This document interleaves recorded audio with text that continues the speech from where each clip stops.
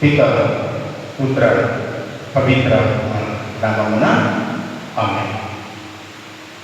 ప్రభు యేసు క్రీస్తునందు మిక్కిలిగా ప్రేమింపబడు ప్రియ సహోదరి సహోదరులారా, ఈరోజు యావత్ శ్రీ సభను యేసు క్రీస్తు ప్రభుని మోక్షారోహణ ప్రజలను పుణ్యాడుతుంది. ఈ లోకంలో జీవిస్తున్నటువంటి ప్రతి ఒక్క మానవుడు ఏదో ఒక రోజున మరణించాల్సిందే. మరణించినటువంటి ఆ యొక్క వ్యక్తి పరలోక రాజ్యానికి వెళ్ళాల్సిందే.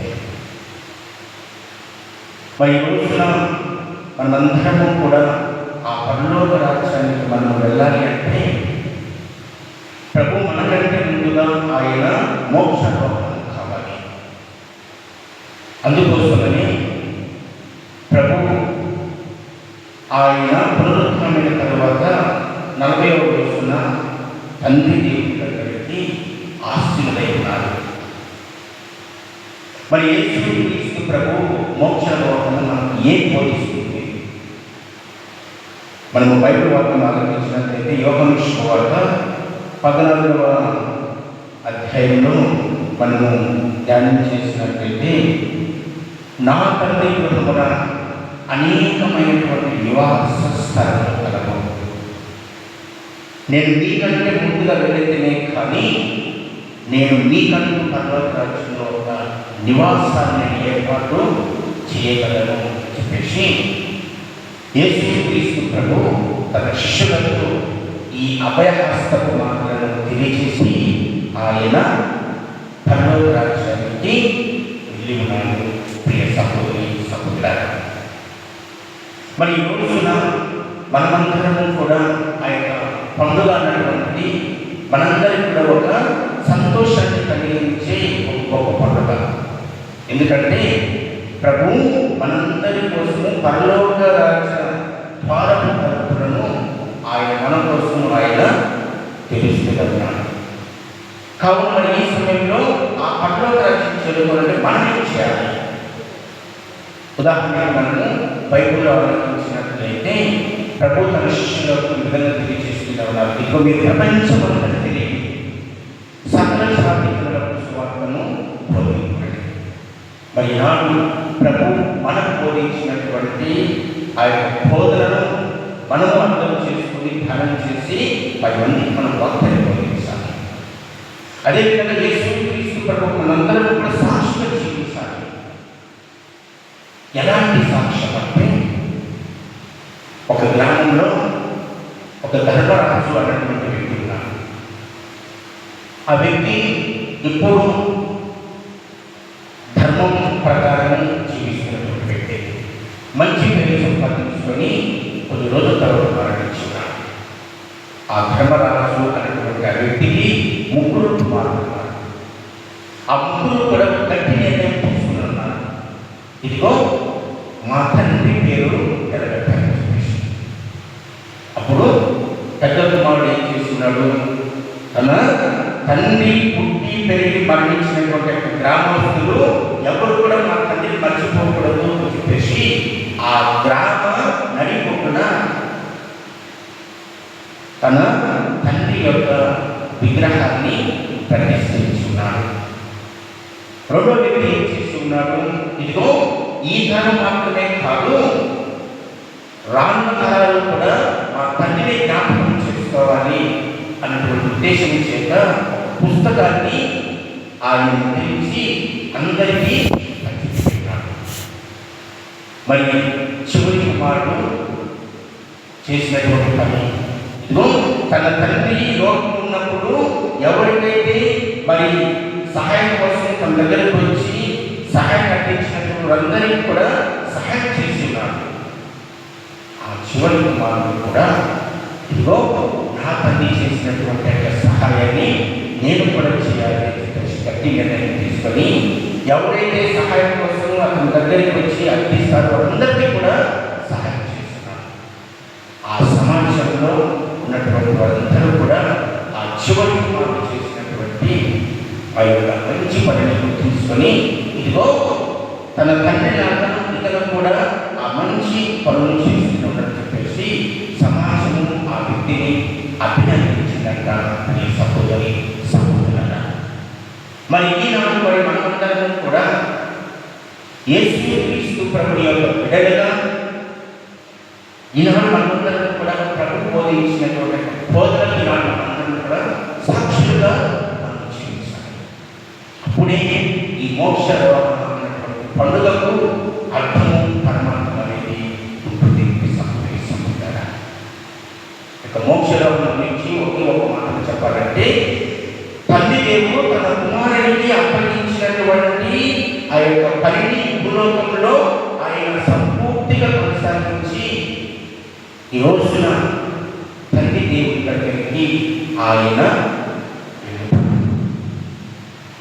మరి అలాంటి వాటిని మనందరూ కూడా ప్రయత్నిస్తున్నాం. ఎందుకంటే మన ఆది తల్లిదండ్రులు చేసినటువంటి ఆ యొక్క పాపం వలన పరలోక రాజ్యాన్ని పోగొట్టుకున్నటువంటి మనందరికీ యేసుక్రీస్తు ప్రభువు అభయహస్తాన్ని ఇస్తూ, ఇదిగో నేను మీకోసము ఒక నివాస స్థానాన్ని పరలోక రాజ్యంలో నేను ఏర్పాటు చేస్తాను చెప్పేసి ప్రభు మనందరికీ ముందుగా ఆయన పరలోక రాజ్యాన్ని కలిగినాడు. మరి కావున ఆ నివాస స్థానాన్ని మనం పొందుకోవాలంటే మనం లోకంలో హృదయ పరివర్తన చెందాలి. ఎలాంటి హృదయ పరివర్తన చెందాలి? మార్కు శుభవార్త 1వ అధ్యాయము 15వ వచనం మనము ధ్యానించినట్లయితే, కాలము పరిపూర్ణమైనది, దేవుని రాజ్యం సమీపించినది, కాబట్టి మీరు హృదయ పరివర్తన చెంది ఆ హృదయ పరివర్తన చెందకపోతే పరలోక రాజ్యాన్ని మనము పోగొట్టుకుంటాము అనేటువంటిది ముఖ్య ఉద్దేశము. ప్రియ సహోదరి సహోదరులారా, మరి కావున మరి ప్రతి ఒక్కరిని కూడా మనము హృదయ పరివర్తన చెందాలి. మరి యేసుక్రీస్తు ప్రభు ఎందుకు ఆయన పునరుత్థానమైన తర్వాత ఈ లోకంలో 40 దినములు ఉండి 40 రోజులు ఎందుకు ఆయన పునరుత్థానుడైనాడు? 40 అన్నటువంటి సంఖ్య బైబిల్లో ఒక పరిపూర్ణమైనటువంటి సంఖ్య చెప్పేసి మనము అనేక సందర్భాలను చూస్తున్నాం. ఉదాహరణకి నోవ కాలంలో, నోవ జీవిస్తున్నటువంటి కాలంలో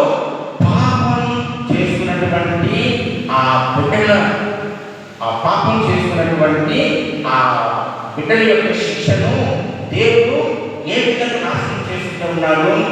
కుండపోత వర్షం కురిపించడం ద్వారా ప్రజల యొక్క పాపాన్ని దేవుడు నాశనం చేస్తున్నాడు. మరి రెండో సందర్భంలో చూసినట్లయితే ఇశ్రాయేలు ప్రజలు ఐగుప్తు దేశం నుండి వాగ్దానానికి 40 సంవత్సరాల పాటు వారు ప్రయాణం చేసుకుంటూ ఇదిగో వాగ్దాన భూమికి చేరుకున్నట్లుగా రెండవ సంవత్సరం మనము ఆలోచిస్తున్నాం. మరి మూడవ సంవత్సరం మనం చూసినట్లయితే పవిత్రమైనటువంటి దేవుని యొక్క 10 ఆజ్ఞలను మోషే ప్రవక్త పొందుకునే దానికి ముందుగా మోషే ప్రవక్త ఆయన 40 దినములు ఆయన ఉపవాసం ఉన్నట్లుగా మనము బైబిల్లో ఆలోచిస్తున్నాం. దావీదు మహారాజు ఇశ్రాయేలు ప్రజలని 40 సంవత్సరాలు పరిపాలించి ఉన్నారని చెప్పేసి బైబిల్ వాక్యం మనకు బోధిస్తున్నది. ఇంకా పాత నిబంధనలను చూసినట్లయితే ఏలియా ప్రవక్త 40 రోజుల పాటు దేవుని కొండకు ఆయన ప్రయాణం చేశారు అని చెప్పేసి బైబిల్ వాక్యం మనకు బోధిస్తున్నాం. ఇది పాత నిబంధనలో అనేకమైనటువంటి సంఘటనలు మనం చూస్తున్నాం. ఈ 40 అనేటువంటి పరిపూర్ణమైనటువంటి సంఖ్య చెప్పేసి మనకు తెలుస్తుంది. ఇంకా మనం చూసినట్లయితే యేసుక్రీస్తు ప్రభు ఆయన 40 రోజులు ఉపవాసం ఉన్నాడని చెప్పేసి బైబిల్ వాక్యం మనకు బోధిస్తుంది. మరి యేసుక్రీస్తు ప్రభు పునరుత్థానమైన తర్వాత 40వ రోజున ఆయన మోక్షానికి తిరిగి వెళ్ళి ఉన్నాడని చెప్పేసి మనకు బైబిల్ వాక్యము మనకు బోధిస్తుంది. మరి ఎందుకు యేసుక్రీస్తు ప్రభు ఆయన 40 రోజుల పాటు ఈ లోకంలో పునరుత్థానమైన తర్వాత ఉండి 40 రోజులు ఎందుకు ఆయన పరలోక రాజ్యానికి వెళ్ళి ఉన్నాడు? ఉదాహరణకు మనము బైబిల్ ఆలోచించినట్లయితే అపోస్తలుల కార్యములు 1వ అధ్యాయము 3వ వచనం చూసినట్లయితే తాను మరణం చెల్లించాను అని నిరూపించాడు. ఎందుకు నిరూపించుకోవాలి? ఉదాహరణకి మనము బైబిల్ ఆలోచించినట్లయితే ధర్మశాస్త్ర బోధకులు, పరిసయ్యులు యేసు ప్రభు సమాధికి కాపలా ఉన్నటువంటి సైనికులకు చాలా ధనం ఇచ్చి, నేను నిద్రపోతూ ఉంటే ఆయన శిష్యులు రాత్రి వేళ వచ్చి అతని శరీరం ఎత్తుకొని పోయారు అని అబద్ధం చూపించారు. ఈ అబద్ధము ఈ రోజు కూడా కొంతమంది యూదులలో వ్యాపించింది. దానిని యేసు క్రీస్తు ప్రభు ఏ విధంగా నిరూపిస్తూనే ఉన్నాడు.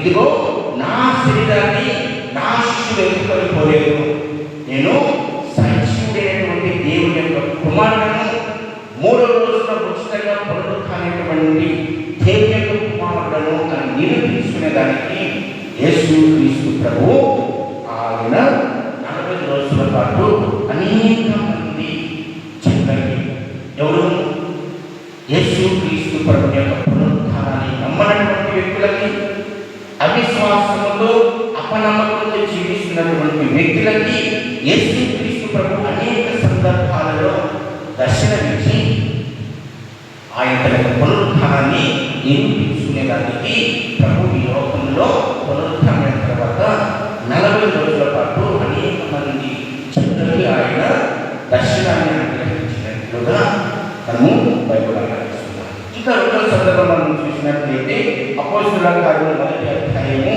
3వ వచనంలో మనం చూసినట్లయితే దేవుని రాజ్యం గురించి వారికి బోధించుటకు, వారు ఆలోచించండి, దేవుని రాజ్యం గురించి వారికి బోధించుటకు. యేసు క్రీస్తు ప్రభు 3.5 సంవత్సరములు దేవుని రాజ్యం గురించి బోధించినప్పటికీ ఇంకా వారికి బోధించాల్సినటువంటి విషయములు ఉన్నవి. అందుకోసమని మన బైబిల్ ఆలోచించినట్లయితే యోహాను సువార్త 16వ అధ్యాయం 12వ వచనంలో నేను మీకు అనేకమైనటువంటి విషయములు చెప్పవలసి ఉన్నది, కానీ ఇప్పుడు మీరు వారిని గ్రహింపలేరు అని చెప్పేసి మనము బైబిల్లో ఆలోచిస్తున్నాం. అంటే దేవుని యొక్క రాజ్యం గురించి ప్రభు బోధించటకు ఆయన పునరుత్థానం తర్వాత 40 రోజులు ఈ భూలోకంలో ఉండి ఆ 40వ రోజున తండ్రి దేవుని దగ్గరికి ఆశీనులై ఉన్నారని చెప్పేసి మనకు బైబిల్ వాక్యము బోధిస్తున్నది. సహోదరులారా, మరి ప్రభు యొక్క మోక్షారోహణము, యేసు ప్రభు మోక్షారోహణము అవడం వలన మనకు కలుగు ప్రయోజనాలు ఏమిటి? యేసు ప్రభు మోక్షారోహణము అవడం వలన మనకు కలుగు ప్రయోజనాలు ఏమిటి? ఉదాహరణకు మనం బైబిల్ ఆలోచించినట్లయితే యోహాను సువార్త 14వ అధ్యాయము 2-3 వచనంలో మనం చూసినట్లయితే నా తండ్రి గృహమున అనేక నివాస స్థానాలు కలవు, నేను వెళ్ళినచో నీకు ఆ నివాసము స్థిరపరిచి మరలగొట్టును, నేను ముందు స్థలంలోనే మీరు ఉండుటకు మిమ్మల్ని నా యుద్ధకు చేసుకుంటున్నాను. అంటే ప్రభు మనందరినీ తన యుద్ధకు చేర్చుకుంటారు అని చెప్పేసి బైబిల్ వాక్యం మనకు బోధిస్తుంది. ఇంకా మనం యోహాను సువార్త 16వ అధ్యాయము 7వ వచనంలో మనం చూసినట్లయితే నేను ఎదుట మీకు శ్రేయస్కరమని నీతో నిజంగా చెప్పుచున్నాను, నేను వెళ్ళనీసు, నేను వెళ్ళినచో ఓదార్చువాడు